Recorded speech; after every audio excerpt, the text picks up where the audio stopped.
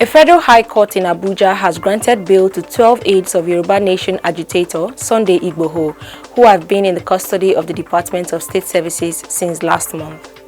Hi, welcome to What's Happening. These are the top 10 stories now.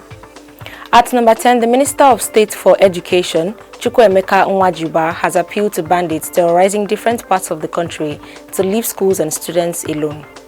Nwajuba made the appeal on Tuesday night when he featured on Channels Television's Politics Today program. The minister was reacting to the alleged release of 3 more students of the Bethel Baptist High School in Kaduna State who were abducted by bandits on July 5, 2021. He said, "I encourage our military. They are doing a tremendous job of following up these kidnappers and these bandits. But I appeal to the bandits and whoever talks to them, please leave our schools alone." At number 9, Sokoto State Government has confirmed the death of 23 persons from cholera outbreak in the state. The state's Commissioner for Health, Ali Iname, who briefed journalists on Tuesday, said the infection has spread to 13 out of the 23 local government areas in the state. Iname blamed the development on poor hygiene, saying open defecation and other poor sanitary practices by the residents have been worsened by the rains. The Health Commissioner stated that a total of 265 people have been identified to have been infected with the disease across the 13 local government areas. At number 8, gunmen have shot dead Bolanle Ibrahim, a senior pastor of the Redeemed Christian Church of God, King of Kings Parish in Ketu, Lagos State, at the altar while praying for members. It was gathered that the armed men invaded the church premises located at Maidan in Ikosi, Ketu local government area, while the deceased was praying during a child dedication. It was also gathered that after the assailants confirmed Ibrahim's identity with a picture, they attempted to drag him out of the church, but were stopped by a senior pastor who was injured for questioning them. Ibrahim was afterwards shot at the altar. The spokesperson for the police command in Lagos, Muyiwa Adejobi, confirmed the killing, adding that the Commissioner of Police, Hakeem Odumosu, has directed the tactical commanders to handle the matter. At number 7, the Nigeria Customs Service has intercepted 13 vehicles, 314 bags of imported rice and other goods valued at more than 60 million naira in Katsina State. The service said the products were seized between July 8th and August 3rd. This was disclosed by the acting controller of customs in the state, Dala Wada, during a press briefing in Kaduna on Tuesday.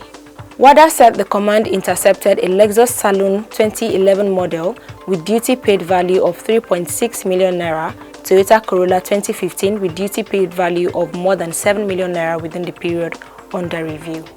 At number 6, Nigeria's Vice President, Yemi Osibanjo, presided over the Federal Executive Council meeting at the State House on Wednesday in the absence of President Muhammadu Buhari, who traveled to London last week. The FEC meeting had in attendance some ministers, including the Secretary to the Government of the Federation, Boss Mustafa, Chief of Staff to the President, Professor Ibrahim Gambari, Minister of Justice, Abubakar Malami, and Minister of Information, Lai Mohammed, while others joined the meeting from their respective offices.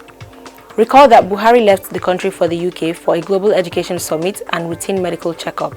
He is expected back in the country mid-August. At number 5, gunmen broke into homes in Kwankwashe, a community located along the Suleja-Madala Road in Niger State, in the wee hours of Wednesday, abducting residents, including children. The victims were reportedly taken from 3 houses and a hotel within Uguwa Fulani area of the town. Faith Lucky, a resident whose 2 children, a 17-year-old girl and a 15-year-old boy, were taken, said she became aware of their presence when they started hitting her compound's gate. She said within 30 minutes, the armed men pulled down the gate, her window burglary, and directed her to open her door at gunpoint. The woman added that they were also forced to surrender their phones, along with the available money in their possession, before leaving with the 2 children. At number 4, Nigeria's most celebrated police chief, Abba Kyari, has deleted his infamous Facebook post in which he reacted to his indictment by FBI in a fraud scheme linked to Nigerian notorious fraudster Raymond Abbas, popularly known as Hush Puppy. Recall that hours after the U.S. Department of Justice released a document indicting Kyari on July 29th, the deputy IGP took to his Facebook, saying the only encounter he had with Hush Puppy was when he had to arrest one Vincent Chibuzo, whom Hush Puppy had reported as a threat. He also stated that he helped the Instagram celebrity purchase native clothes. After the police confirmed that the released documents were genuinely from the U.S. authorities, Kyari was suspended and a panel was raised to probe his involvement in a cross-border scheme of wire fraud and money laundering. However, at about 12:03 a.m. on Wednesday, Kyari edited the Facebook post to remove the 300,000 naira claim and admitted that he received 8 million naira from Hush Puppy to hold a member of their syndicate, Chibuzo Vincent, in custody for a $1.1 million cyber heist. Barely 4 hours later, both the original post and the edits had disappeared from Kyari's page. At number 3, a high court sitting in Ibadan, Oyo State, has ordered the State Security Service and Attorney General of the Federation, Abubakar Malami, not to arrest Yoruba Nation agitator Sunday Igboho or block his bank accounts. Justice Ladiran Akintola of the Ibadan High Court gave the order on Wednesday after listening to the motion ex parte filed by Igboho's counsel, Yomi Aliyu. The court restrained the secret police, their agents or any other security agents acting on their behalf from killing, arresting, detaining or harassing Igboho. The judge also restrained the respondents from interfering with Igboho's fundamental rights to life, personal liberty, freedom of movement and enjoyment of his property without fear of any invasion of his home. At number 2, the State Security Service has finally released 5 Buhari Must Go protesters who were arrested by the secret police last month at the Dunamis International Gospel Center in Abuja.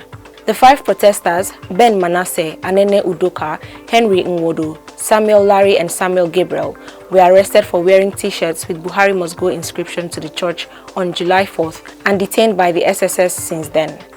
Their release was confirmed in a statement on Wednesday by their lawyer, Tope Temokun, in Abuja. Temokun said the detainees were released on Tuesday, about a week after the court ordered the release of the protesters. The Federal High Court in Abuja had on July 26th ordered the release of the 5 detainees.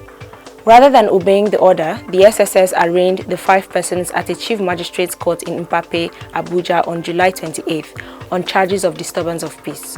Finally, at number 1, a Federal High Court in Abuja has granted bail to 12 aides of Yoruba Nation agitator Sunday Igboho, who have been in the custody of the Department of State Services since last month.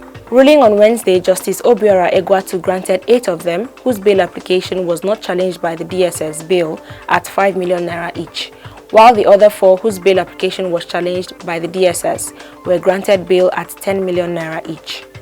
The judge also ordered each of the detainees to produce 2 sureties and directed that they should remain in the custody of the DSS until they are able to meet the bail conditions. Always remember to wear your mask, wash your hands and stay safe. That's all for today. See you next time on What's Happening.